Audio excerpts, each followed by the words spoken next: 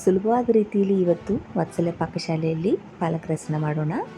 2 ಹಸಿಮೆಣಸಿನಕಾಯಿ, ಒಂದು 5-10 ಬೆಳ್ಳುಳ್ಳಿ ಹೆಸಳು, ಹಸಿ ಶುಂಠಿ, ಕೊತ್ತಂಬರಿ ಸೊಪ್ಪು, ಕೊಬ್ಬರಿ, ಹಸಿ ಕೊಬ್ಬರಿ, ಹಾಗೆ ಪಾಲಕ್ ಸೊಪ್ಪನ್ನು ಚೆನ್ನಾಗಿ ಹೆಚ್ಕೊಂಡು ತೊಳೆದಿಟ್ಕೊಂಡಿದ್ದೀನಿ. ಇಲ್ಲಿ ನಾನು ಚಕ್ಕೆ, ಲವಂಗ ಮತ್ತು ಮೆಣಸಿನ ಕಾಳನ್ನು ಸೇರಿಸ್ತಾ ಇದ್ದೀನಿ. ಇದನ್ನೆಲ್ಲ ಚೆನ್ನಾಗಿ ಮಿಕ್ಸಿ ಜಾರ್ಗೆ ರುಬ್ಕೋಬೇಕು. ಕುಕ್ಕರ್ಗೆ ಎಣ್ಣೆನ ಬಿಸಿ ಮಾಡಿಕೊಂಡು ಸಾಸಿವೆ, ಜೀರಿಗೆ, ಅರಿಶಿಣದ ಪುಡಿನ ಹಾಕೋಬೇಕು. ಕರಿಬೇವಿನ ಸೊಪ್ಪು ಹಾಗೆ ಈರುಳ್ಳಿ, ಟೊಮೊಟೊನ ಸೇರಿಸ್ಕೊಂಡು ಚೆನ್ನಾಗಿ ಕೈ ಆಡಿಸ್ಕೋಬೇಕು.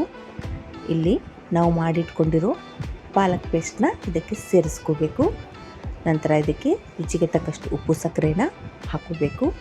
ಇಲ್ಲಿ ನೀವು ಪಲಾವ್ ಮಸಾಲ ಅಥವಾ ಯಾವುದಾದ್ರೂ ಬಿರಿಯಾನಿ ಮಸಾಲಾನ ಸೇರಿಸ್ಕೋಬೇಕು. ನಾನಿಲ್ಲಿ ಒಂದು ದೊಡ್ಡ ಬೌಲ್ನಿಂದ ಬಾಸ್ಮತಿ ರೈಸನ್ನು ಇದಕ್ಕೆ ಸೇರಿಸ್ತಾ ಇದ್ದೀನಿ. ಇದನ್ನೆಲ್ಲ ಹಾಕಿ ಚೆನ್ನಾಗಿ ಮಿಕ್ಸ್ ಮಾಡ್ಕೋಬೇಕು. ನೀವು ಇನ್ನೂ ಸ್ವಲ್ಪ ಖಾರ ಇಷ್ಟಪಡೋದಾದರೆ ಇದಕ್ಕೆ ಖಾರನ ಸೇರಿಸ್ಕೊಳ್ಬೇಕು. ಆಗಲೇ ನಮ್ಮ ಪಾಲಕ್ ಪ್ಯೂರಿ 1 ಬೌಲ್ ಆಗಿತ್ತು.